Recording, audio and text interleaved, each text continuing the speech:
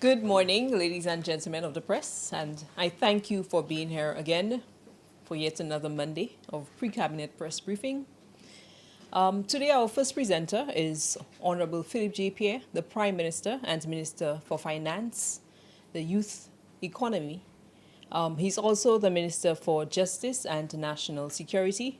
And today, press briefing will take a slightly different tune, as the Prime Minister will speak to an open mic where you get to ask him whatever you want.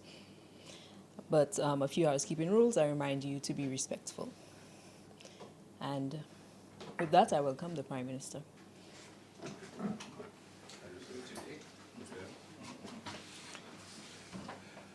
I'm all yours. That's been a brave man, eh? Huh? You have the advantage, Pierre. Yeah? You have the advantage. Good morning, Mr. Prime Minister. How are you? I'm good, thank you.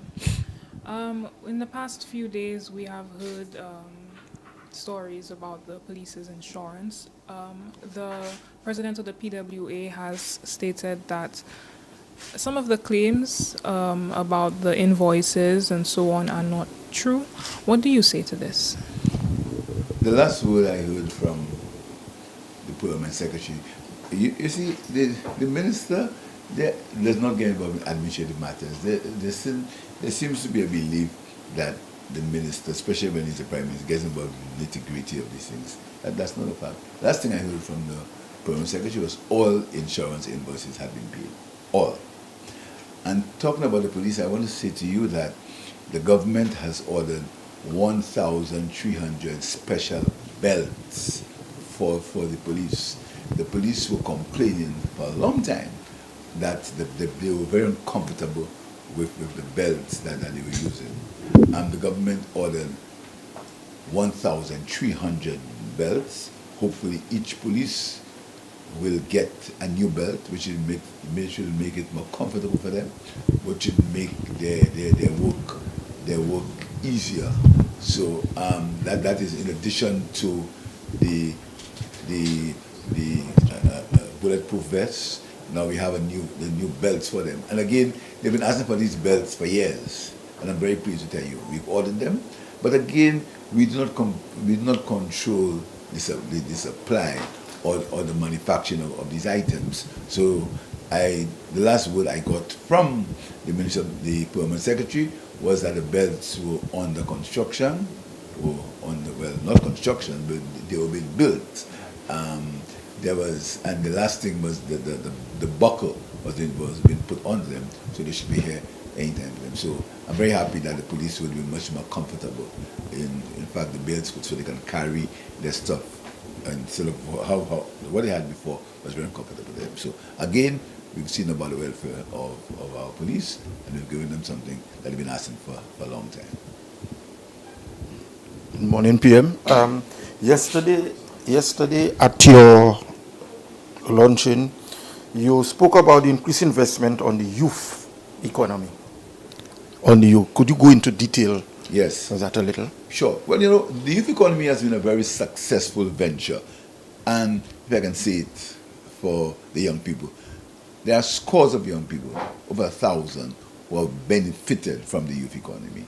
We started with grants where young people wanted to go in a business or wanted to start a business. Once they followed the criteria, they got a grant of $5,000. That came with training. There have also been a lot of training opportunities for young people. The last one was training so that they could begin training in e-commerce, where they got training in e-commerce. Also training in marketing.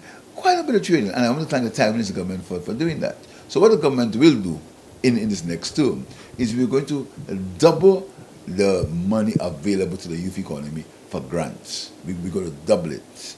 And then also there's a loan component which has been funded by the Caribbean Development Bank, and it's been administered by Financial Development Bank. So we'll speak to the CDB to see what can happen there.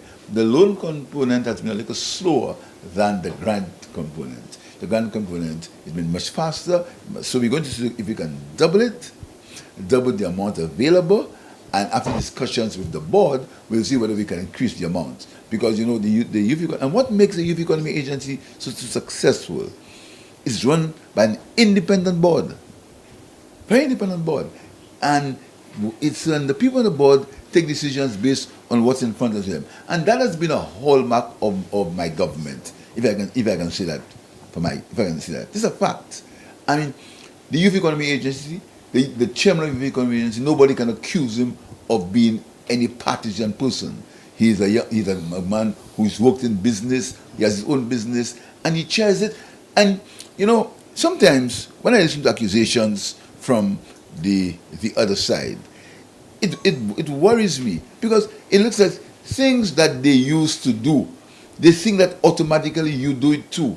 They don't understand that St. Lucia is in a new era. There's a new government. We have new policies. We do not personalize it as things are. The Youth Economy Agency works on a purely rational, purely meritocracy, purely on the what form of business they want to go to, and it works very well. And I'm very pleased with them. There have been some issues with the speed in which the grants is disbursed. There's some issues, but what has happened in that there are many people. There's been an over demand from young people, and it's heartening but concerning that we have not been able to go as quickly as we want to, because of the funds. That's why I want to double the funds this year. Scores of young people have applied, and they say, listen to me, I went to the Youth Economy, I haven't got in yet, but it's a matter of the volume has been so great. And then it's only last week some colleagues came from Grenada to see what we're doing here. Came from Grenada, and colleagues are coming from other countries of the OECS to see what we're doing in St. Lucia for Youth Economy. It's a success story, and then this government there's never been anything like that before. I hear some rumblings about the Youth Economy was at the St. Lucia Development Bank. I mean, this is a little short of being ignorant, but that's for another show. You know, so that it's been a unique agency, unique. It has its own legislation. It has, you know, so we want to expand it, and in the next budget, we're going to double the resources available to the youth. Okay. My other question to you is: the UWP claims that the SLP destroyed the banana industry. That's what they're saying. I mean, this is an old story. You know, I've been in politics for quite a while. I've been on both sides of the fence. I've been in opposition and I've been in government. I started in opposition, and I got into government. Lost once, won in my constituency, never lost again, and I don't intend to either. And then, but was in opposition for some time. It fascinates me what passes for politics in St. Lucia these days. It really fascinates me. I mean, it fascinates me. The things that I hear, the illogical things, the personal attacks, the aggrandizement of self, as if we're in politics to boost ourselves, what I have done, it really is sad to see what passes for politics in St. Lucia. My politics is about serving people, for improving the quality of life, not for about me, not what my life was before, if I was a success or not. Let people judge my success. I don't have to come and say I was successful if I was in politics. People have to judge that. Do you leave that for people to judge? In politics, you're supposed in politics to serve people. You're supposed in politics to make sacrifice to serve people. So the idea that the politics have reached a stage of personalities and personal attacks and going into people's private lives and trying to tie it. I'll tell you something.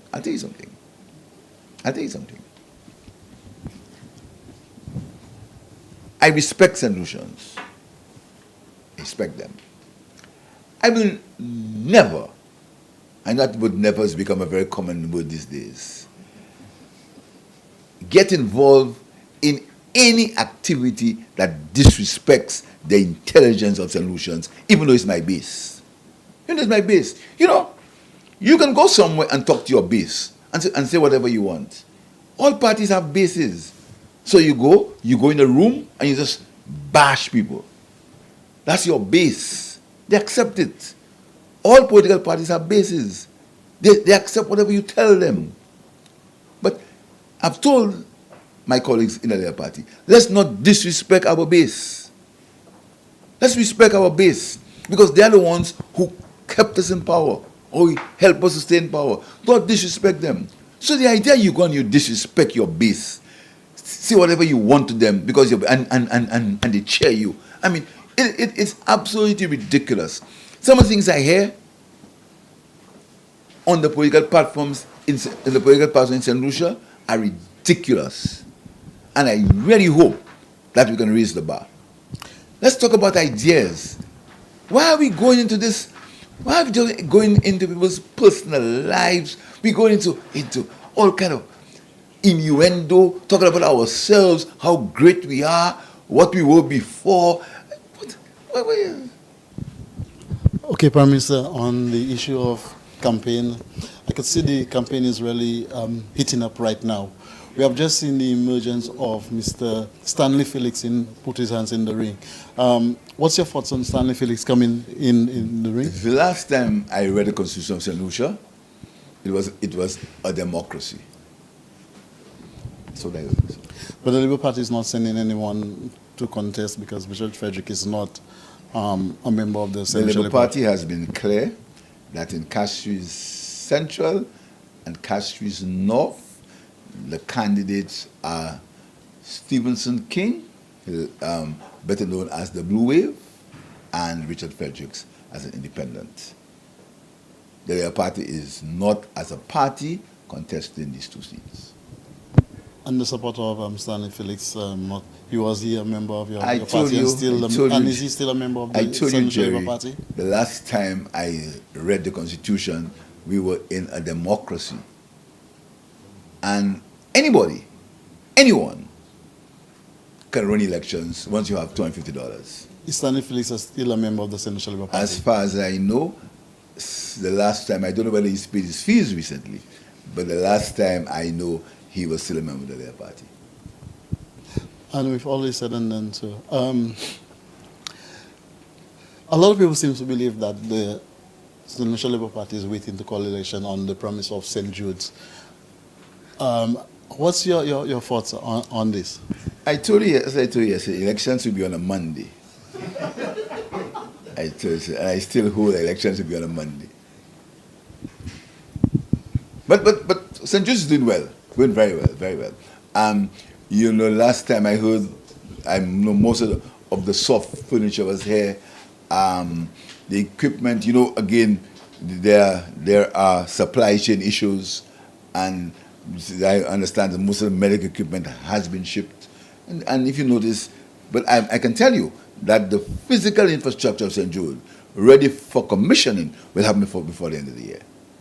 I can tell you that clearly, that the physical infrastructure at St. Jude will be ready before the end of this year for the hospital to be commissioned. Will be ready. So does that mean people will be at the hospital? Again, I said that the physical infrastructure. Let's talk about being ready to go to the hospital. And you know, conveniently, we have very short memories.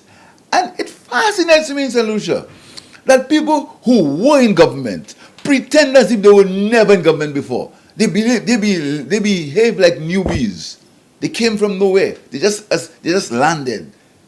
It's really something that amuses me when I take some time to hear what I hear. These will behave as if they came from above.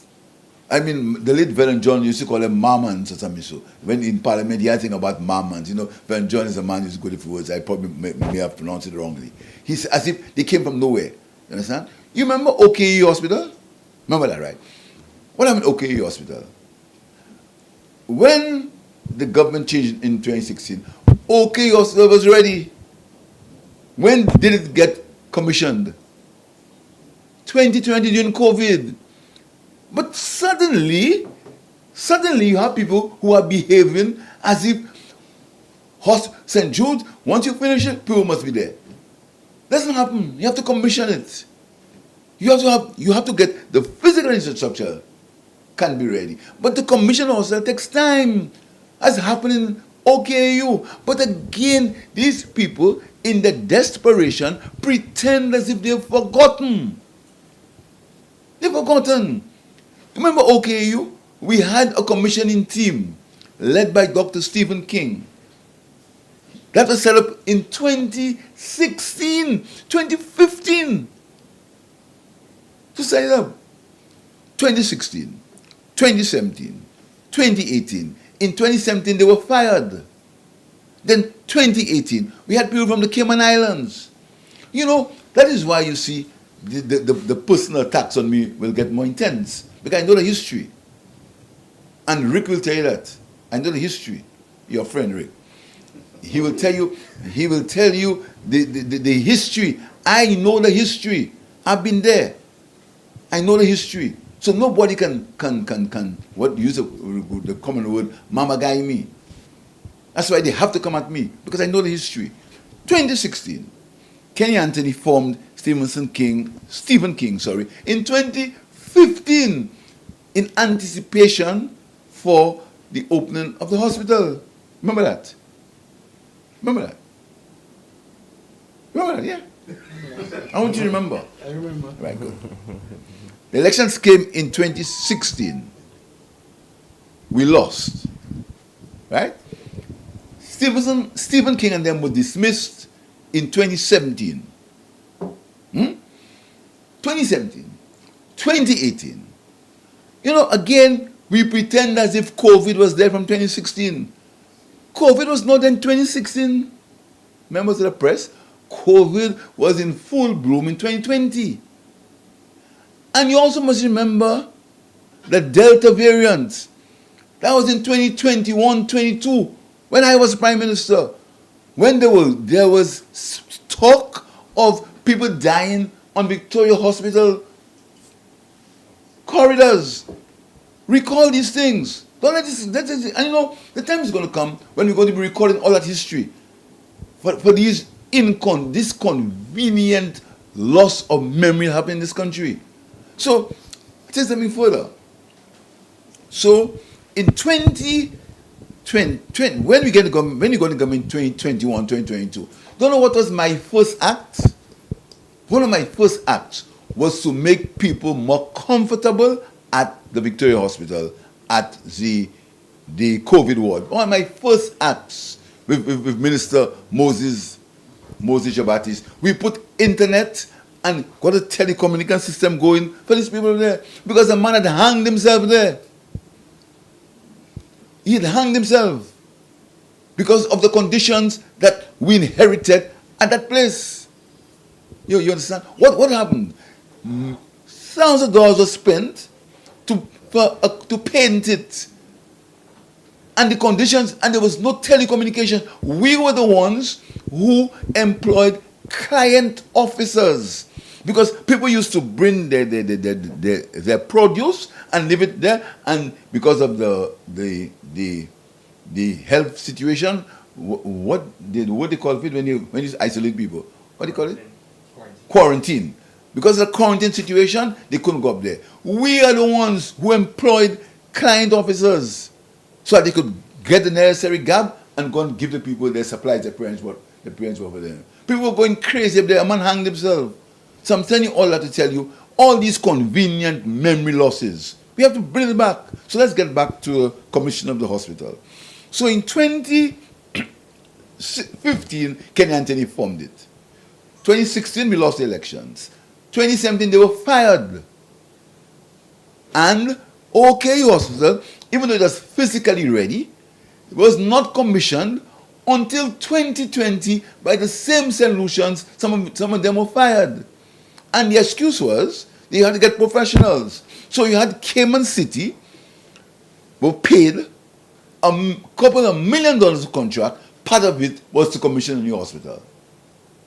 So when you get the hypocrisy of St. Jude must have people for it to be ready. That's hypocrisy.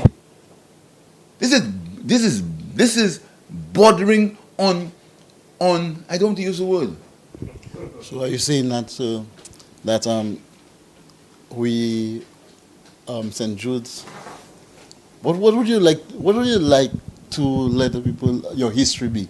What would you on St. Jude's? What would you want your history My to be? history on St. Jude would be that under this government, we completed the physical infrastructure at St. Jude to have it ready for commissioning. That's what I want the later part, not me. You know, wait a minute, Jerry. The politics is not about me, you know. Too many people personalize the politics, I. It's not about me. It's about people. It's about the team that I serve on. Too much of the I. Too many rascals in the politics. I. Too many I men. I did this. I brought tourists. I did this. No. The politics is about a team effort, and I'm part of a team. I happen now to be the leader of that team, but I'm part of a team. So the effort is a joint effort that I happen to be the leader of. Yes. Hi, can you provide details on the investment deal for the Cleary lands?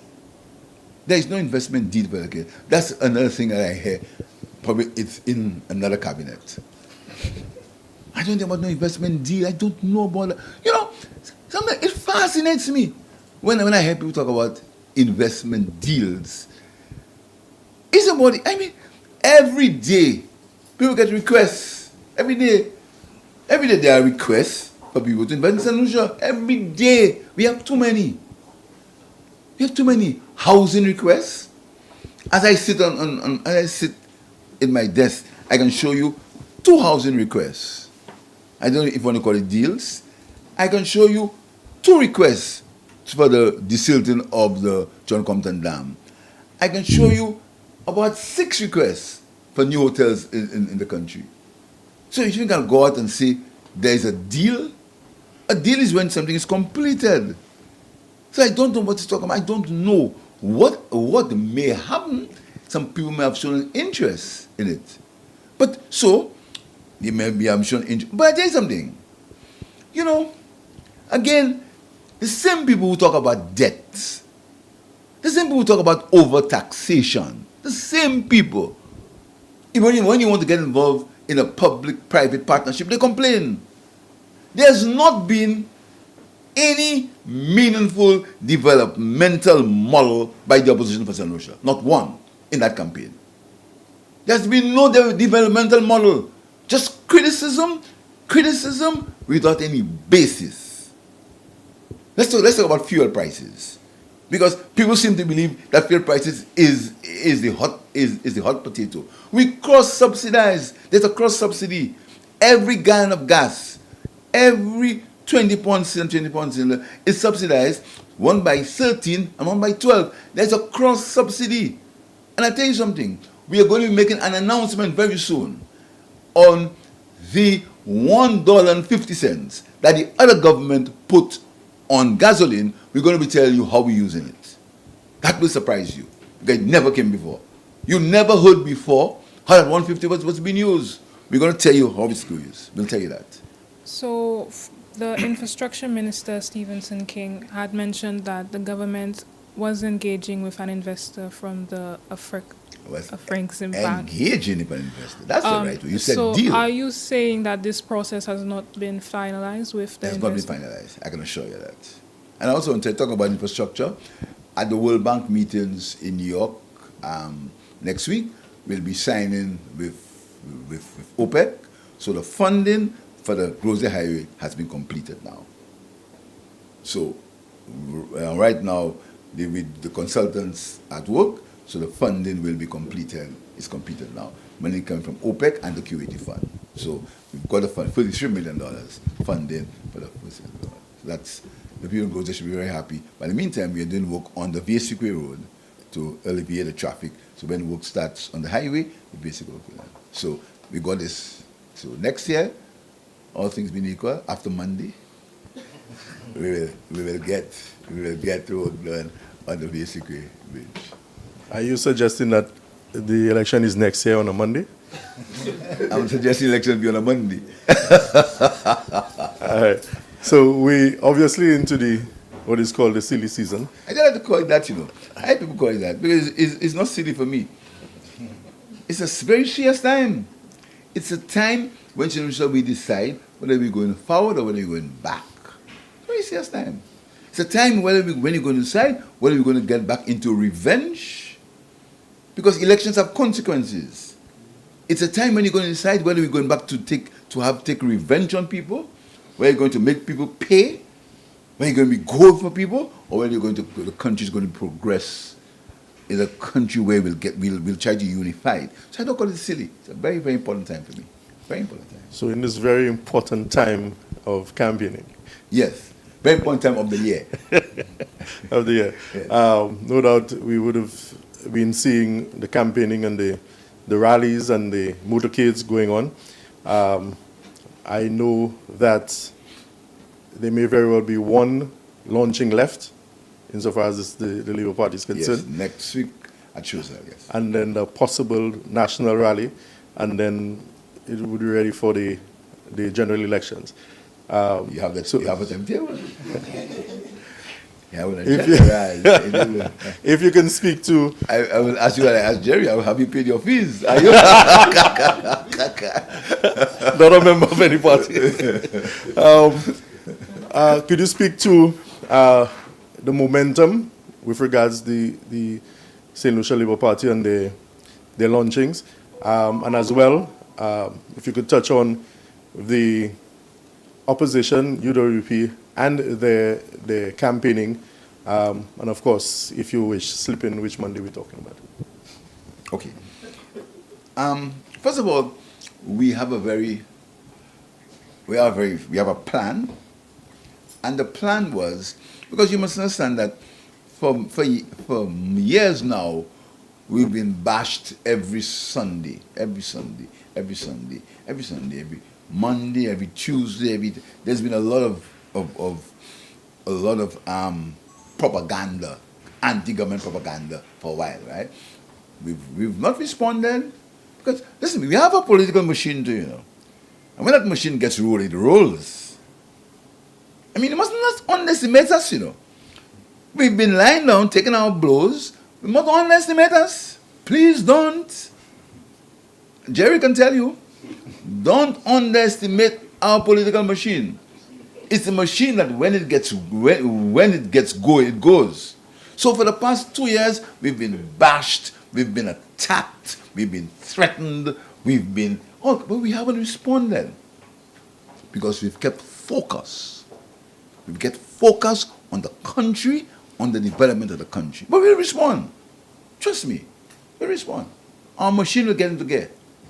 You understand? So when the thousands of people who attend our rallies, when that increases exponentially, you saw what happened in Cul-de-Sac, in Odessa, then you saw it went into Vieux-Fort, you saw what happened yesterday, and it's happening in Choiseul.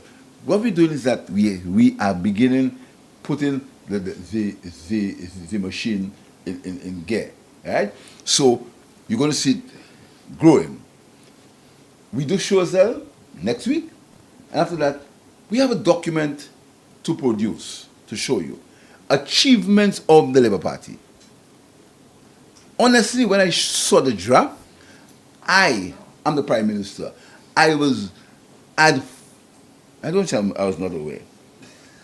I was shocked at what this Labour Party has achieved in the last 4 years. I was shocked. In fact, we had to take off some pages from it because it's too much of a big document. We're going to be launching that document. And we're going to be a document of fact, not a document of innuendo. Not a document of what I think, not of what people see. Facts. Factual document. We're going to be launching that, and then we're going to be launching our manifesto. As to the timing of the manifesto, near the general election, I'm not sure. But I can assure you that our achievements document is going to be launched next month.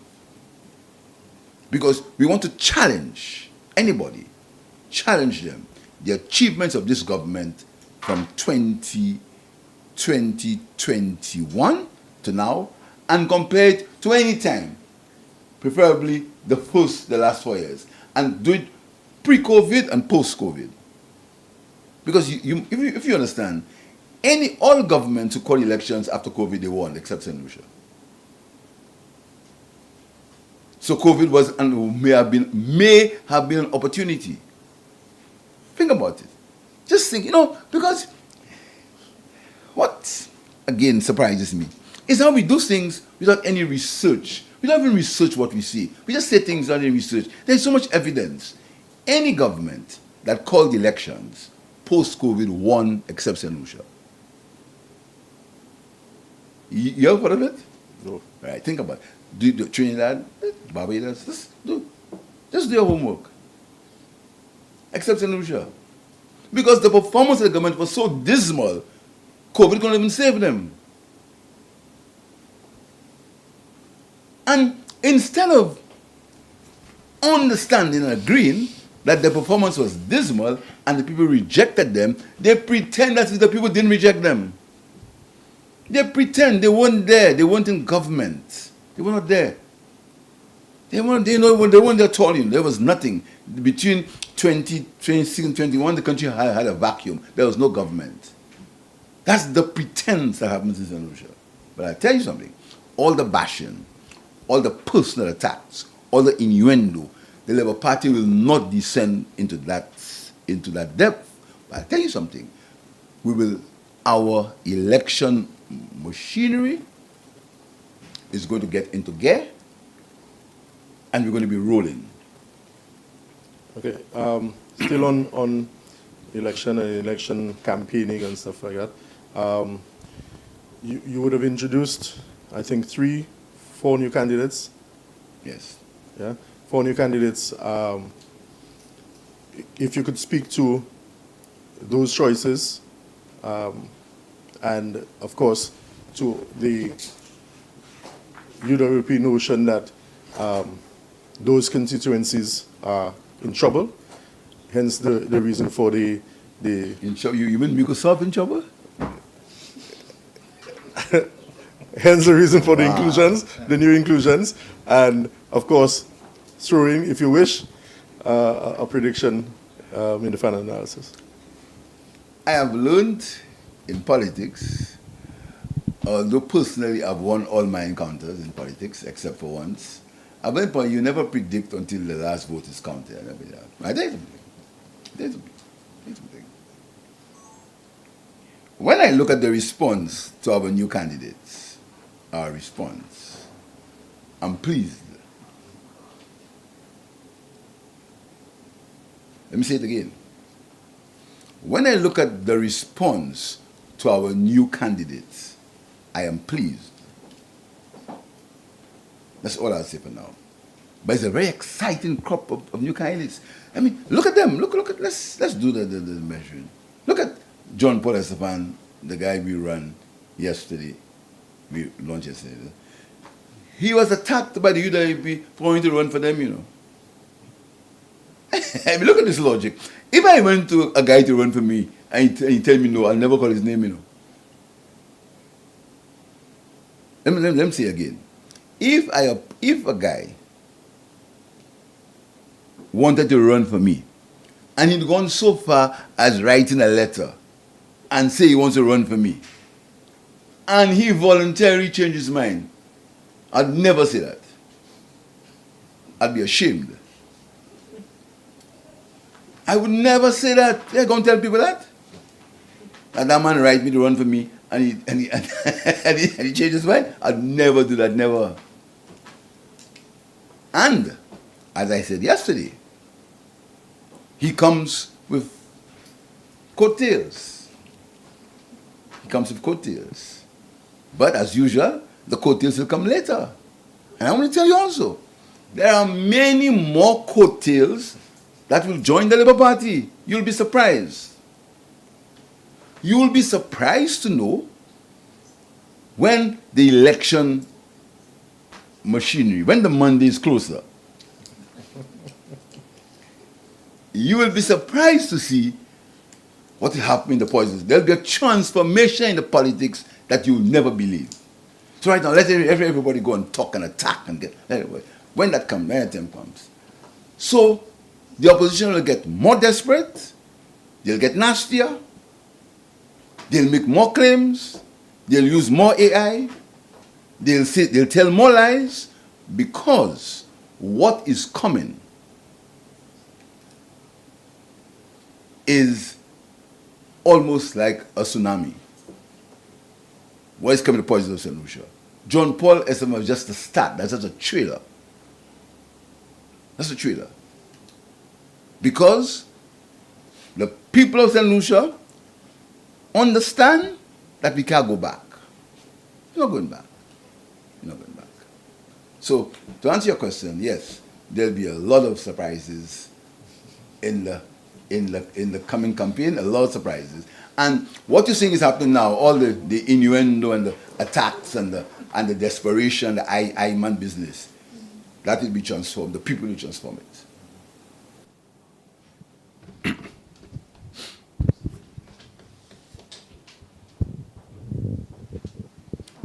Good morning, Prime Minister. Oh, hi, It's Lisa. How are you? Not bad at all. I hope you're well. We haven't seen each other for a while. I see you all the time. I hear you all the time. Well, thank you for that. I appreciate it.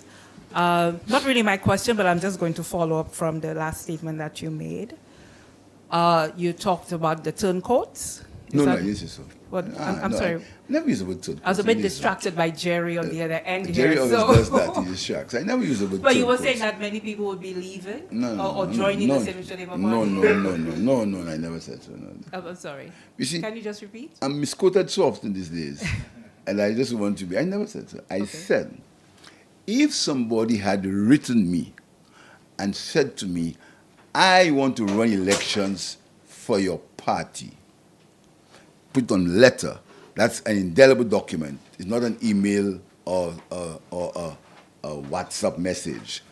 And they to me. And then I had heard them with that letter in my hand.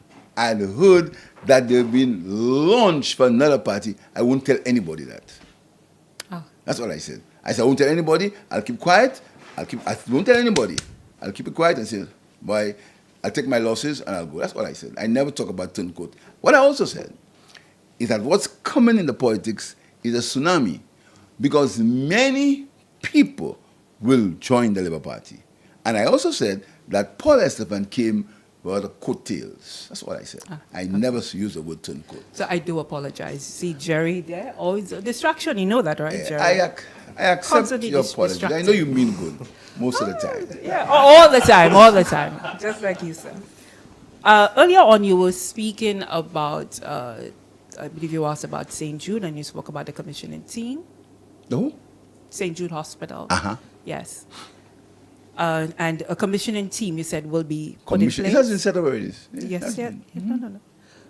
Did you say when the commissioning team will be put in place? Has it already? It has been there. It has been in And place. but you came too late. You should have heard the history of commissioning. Yes, I'm familiar with the history of the commissioning.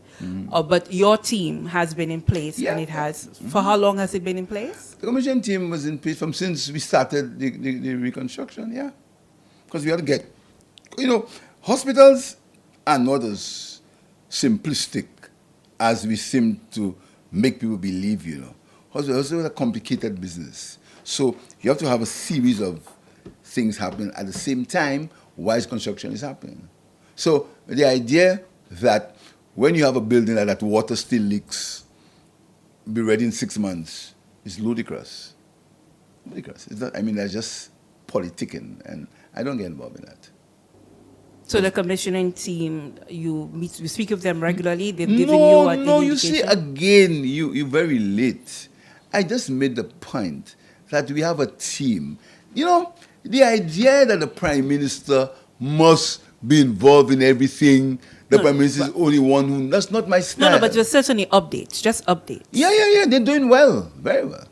Can you share how well they're doing? Well, you with can us? speak to them. I don't know these details. All I can tell you, as I said earlier, The head of the commissioning all team? I can tell you earlier is that the St. Jude Hospital will be physically ready for occupation before the end of the year. I tell you that for a fact. And can you let us know who the head of the commission is? You find out with the Minister of Health, he can tell you. Oh, the Minister of Health will let us know. Okay. Have the Saudis been back on island to All the view what Saudis, they funded? They never left. They always there. Okay, so they've toured the facility Not as it's so near they work completion? here. No, I'm speaking about the representatives He of... works here. He doesn't talk. He works. He's here. At every block, he's here. He doesn't work here. He doesn't Okay. tour here. He works here. So from the Saudi Development Fund, Yes. have we had He representatives from works the here. fund? It's a joint venture. No, you know, it's a joint venture between a local company. He's the guy. The people who work here. They are here. They're not coming. They work here. Okay. And complete satisfaction from the Development Fund? You must talk to him. Okay, and you will put us in contact with him? No, Give that's us- not my job. You are the journalist. Thank you for reminding me. Yeah. Thank you so much. We did hear that we had some containers that were out. Is any update on how far out they may still be in terms Again, of... you've got to get the details from the people who contract in the hospital. Very well, sir.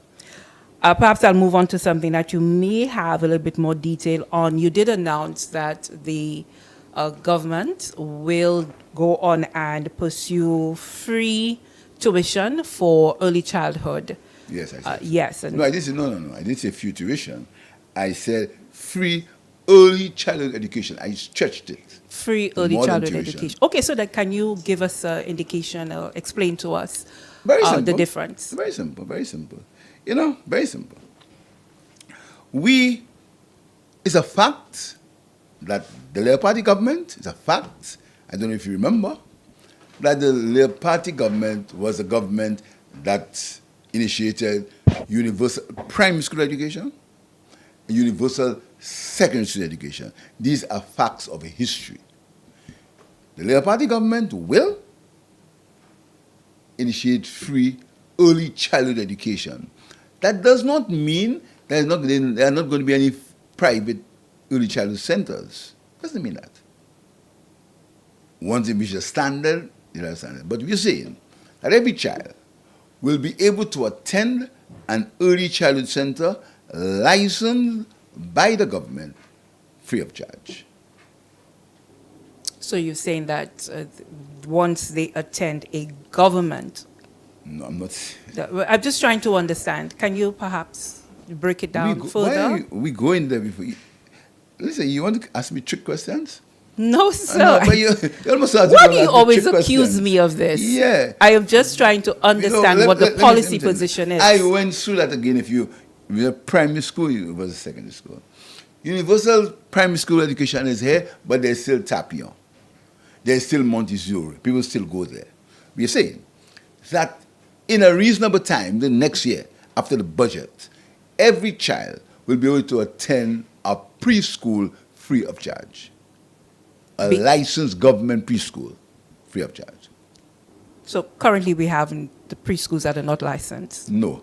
Currently, we have government preschools and licensed private preschools. I'm saying when that happens, all schools will have to meet a particular standard. And once they meet a standard, the same way the primary school, the government, the children will be able to go there free of charge. Okay, I was under the impression that the early childhood unit did oversee They the do. the early They childhood do. centers But and right ensure now, they do. standardization. They do, but students still pay. We are saying it's going to be free. So government have to have a greater say in that everything is okay because government taxpayers are paying, not my money. You know, some people pretend as if it's their money. Taxpayers' money. We'll be setting it up. So it has to be properly monitored. So the standards must be global standards. That's what I mean. But so this is not an institutionalization where perhaps you may find that the early childhood centers control will remain with the individuals because they are businesses. So I'm just trying to get a sense of exactly how it's going to work. Pardon me if I am belaboring the point. But you want to find out how what's going to work? Yes, but you're saying that they must be government licensed. But to my understanding, if I don't know if I'm correct on this, but to my understanding, the Early Childhood Development Unit ensures Okay, here's standardization. let me explain to you. Next week, we're going to be giving every non-government preschool a grant of $3,000. Yes, I'm aware. Good. So all these people now, they are already operating. In the new environment, the children will go there free. Is that clear? Okay. Right. Because they will be licensed by the But government. they are licensed already. Right. So, but you were saying that they'll be licensed by the government. They are licensed. They are supervised by the unit. But the difference now, like they're going to be, the children are going to be going there free of charge in the existing schools because they are there. There is a big early childhood unit, but many children do not go because they can't afford it. Okay, understood. So that's a little clearer for me. Yes. So in that regard, the early childhood centers all have varying prices. How is the government proposing? You are proposing to standardize what that price is going to be? I'm not going to that minute detail as yet. At least you misquote me at some point. What I'm saying to you. But then you would be recorded. What I'm saying to you is that that is the government's overriding policy that early childhood education is going to be free. As to the modality and the mechanics, it will work because we already have a model. We already are, for the first time, I don't know if you remember, government is actually giving private schools some money. Never happened before. For the first time. It was $2,500. Next week it's going to be $3,000. And we're going to be subsidizing every child $1.50. So what will happen is that is just going to be expanded to make it free for the children. That's all.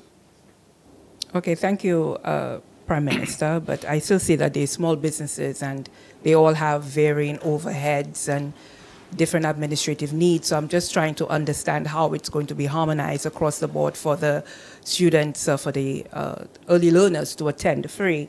But perhaps as we get closer, I would be better able to understand. I just want to move on very quickly before I expire my time.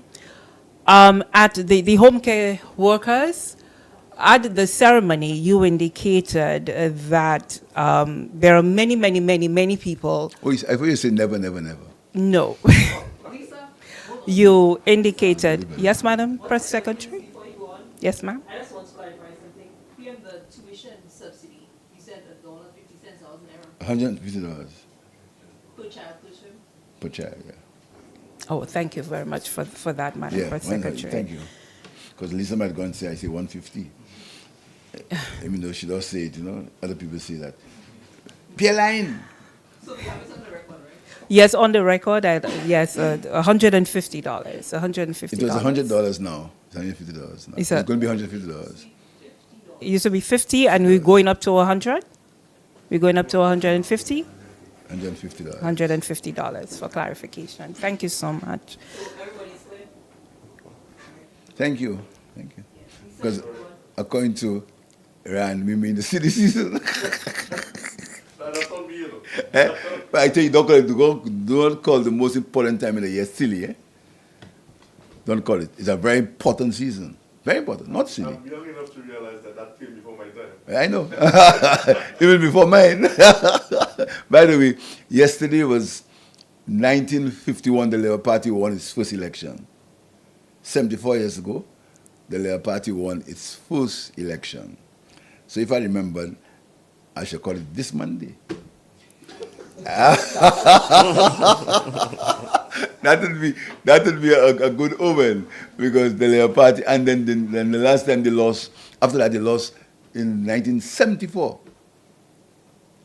So the Labour Party has a rich history, a rich history. I don't want to interrupt Lisa, but when you study the Labour Party's history in this country, adult suffrage, Contract of Services Act, banana industry, secondary school education, and look at the other Labour Party under Kenny Anthony and now the Labour Party under me. That history is something that it makes ready, and the liberalization of telecommunications. major step. Remember how we were criticized in that time? Remember that? But again, as I said, we have short memories. Liberal rights. When I went to school, when my parents called me, pick up the phone, hello dad, hello mom, I used to call him Papa. How you doing? They said, okay, bye-bye, we have to go. Because the bill, right now you pick up, you go on WhatsApp, and you put your picture, and you talk for 2 hours. That's a major step, you know. And it started with Catholic George and the Labour Party. We were criticized as usual, vilified. That KMLS would close down and we'd lose jobs and things. You see, the history of this country, and if God spares my life, I want to write a book. I think people like Lisa help me, you know, to really document the history of this country in a truthful way.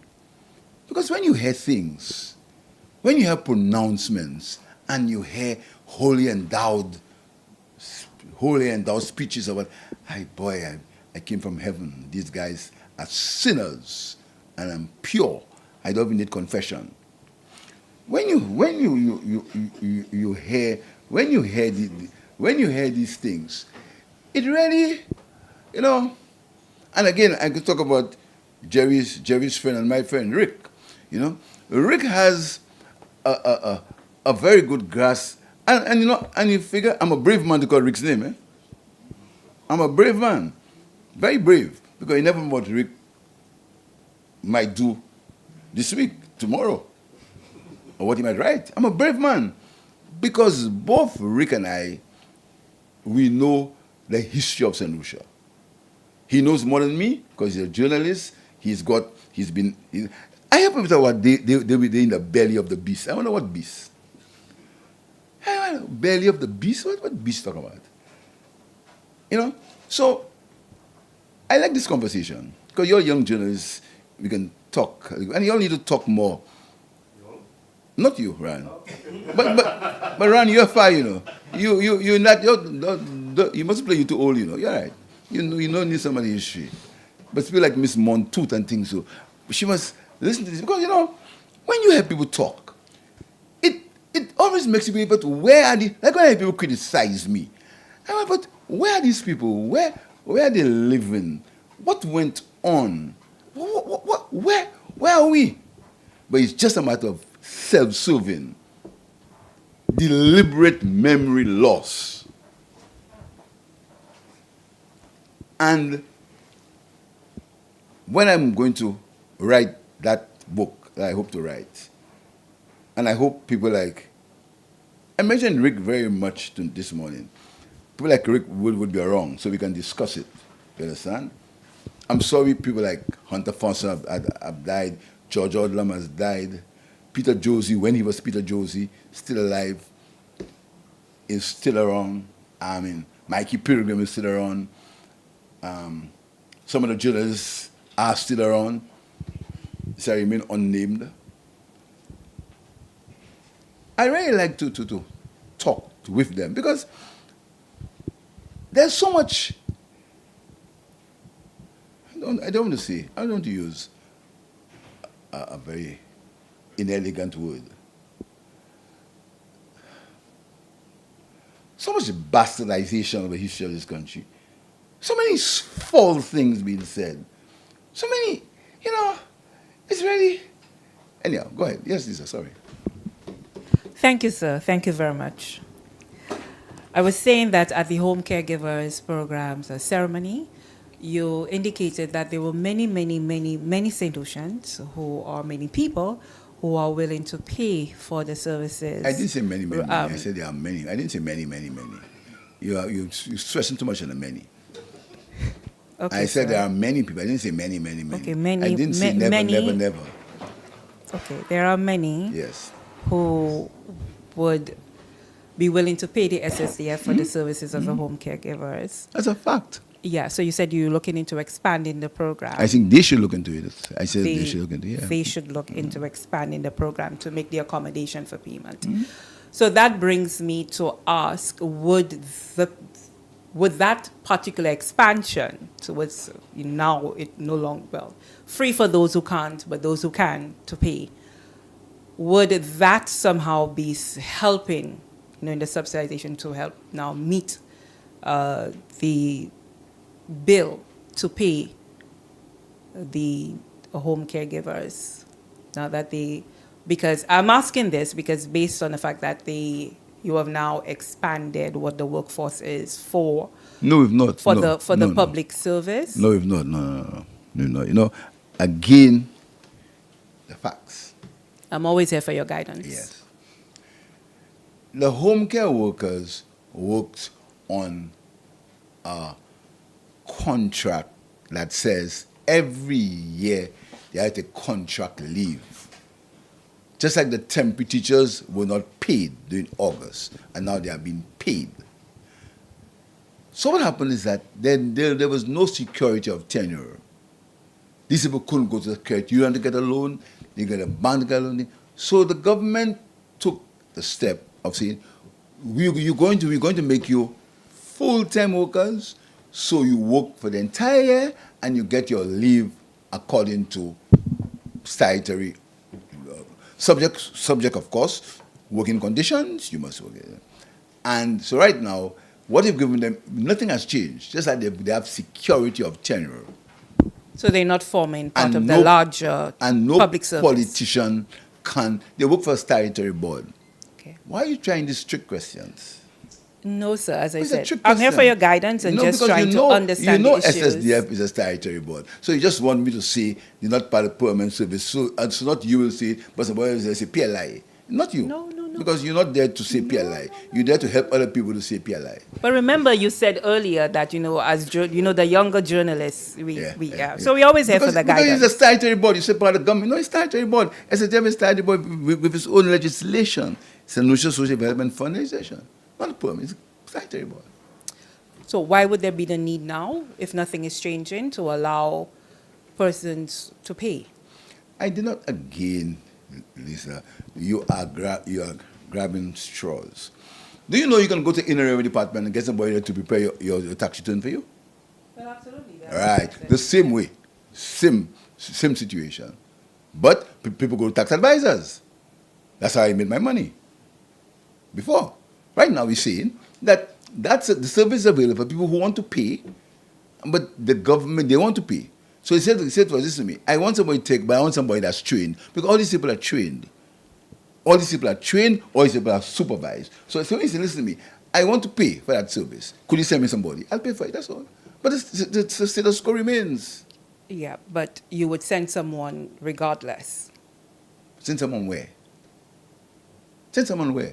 The care workers would go out regardless because now they go to homes for free. Yeah. Well, I mean, the service is free to, Yeah. to the public. Yeah. I will not belabor the point. I'll just, pardon me again before my time expires very quickly. So you took up a lot of my time, actually. No, go ahead, go ahead. I Then just... we said you came late. You see, if you come a little earlier, you'll know.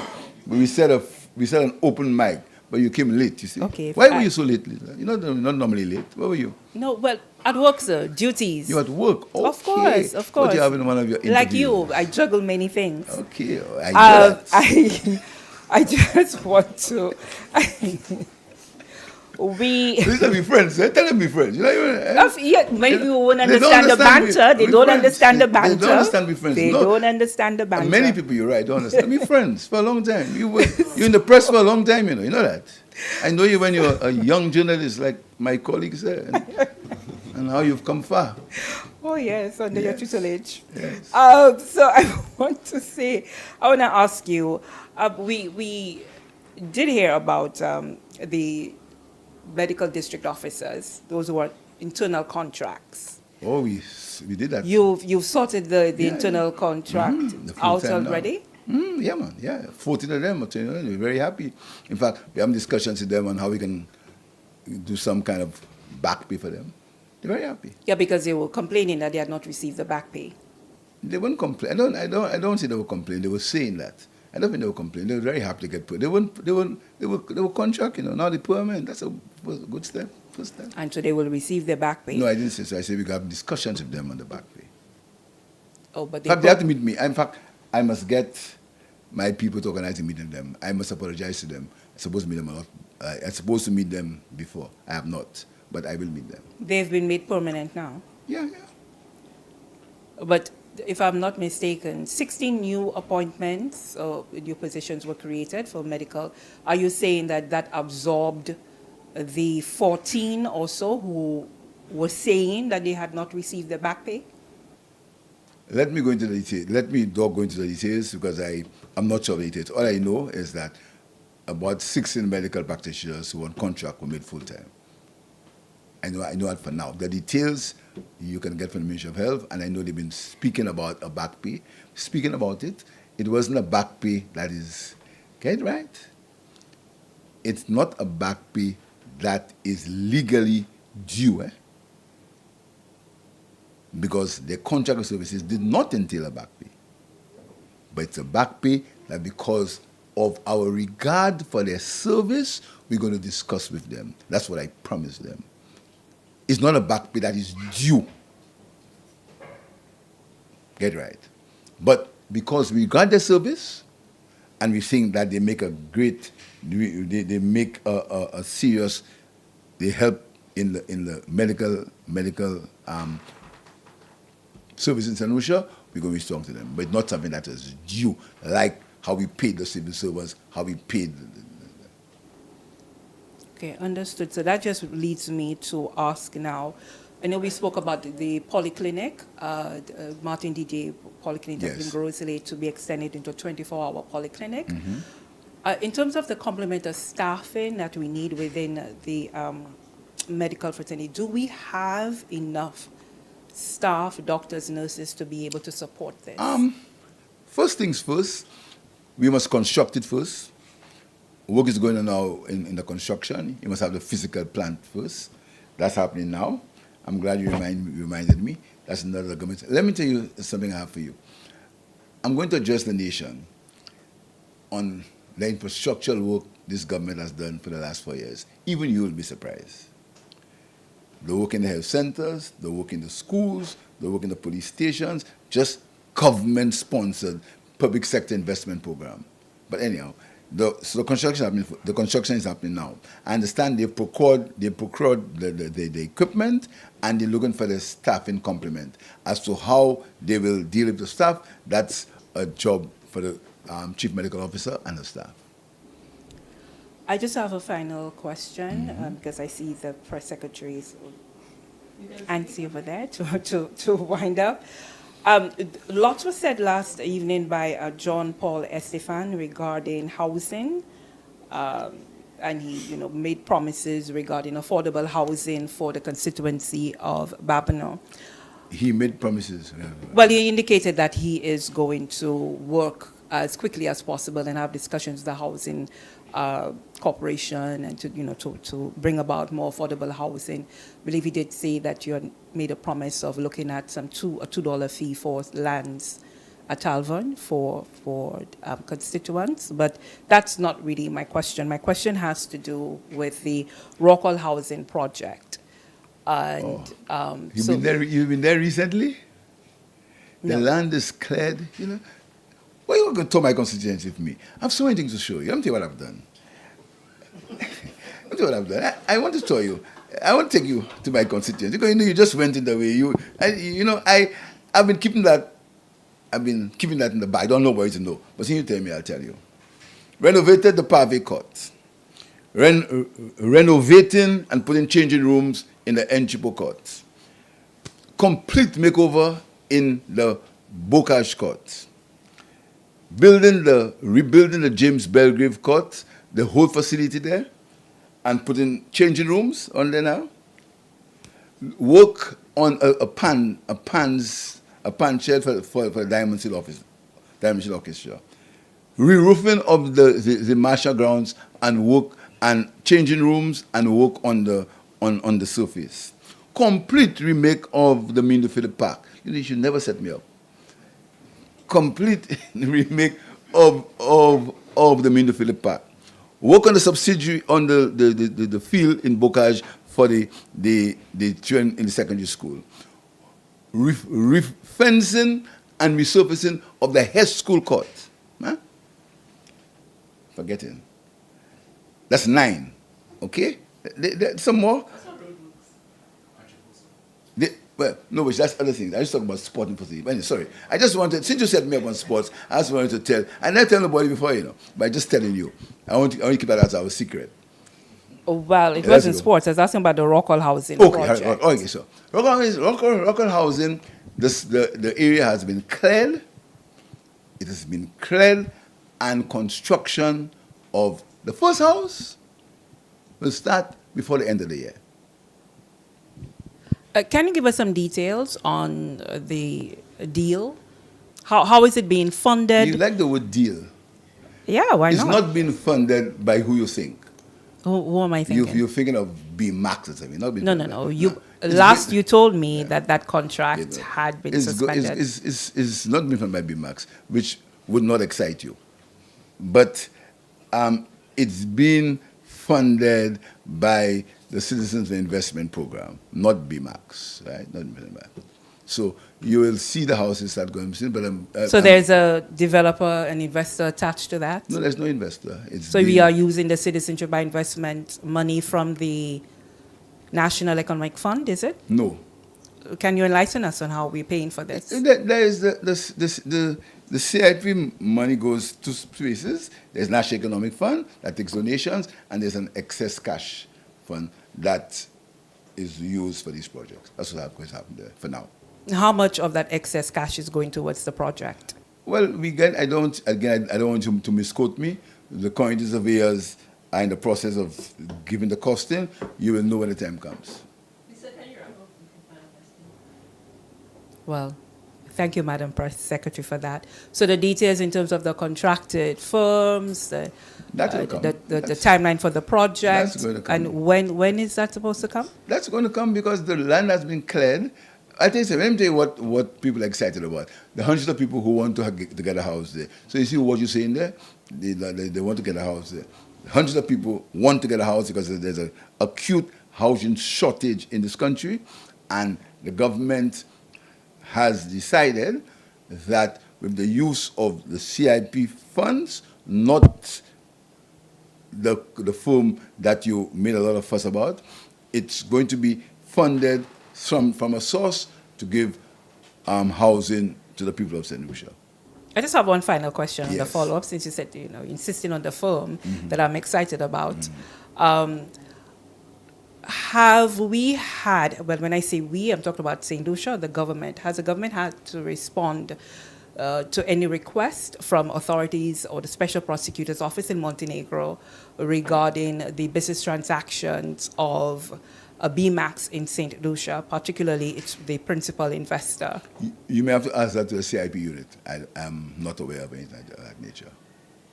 Thank you very much, sir. But by the way, St. Lucia has just signed a unified approach to regulation. We've just signed it. So there's going to be unified legislation for all the countries, and St. Lucia is part of it. And I assume that you were referring to the OECS CIP Yes, regulator Yes. legislation. Thank you very much. yes. That's it. Just one more question. Jerry, we've had a long day. Jerry's laughing. What are you laughing at, Jerry? You hungry? Kim, I have one final Yes. question.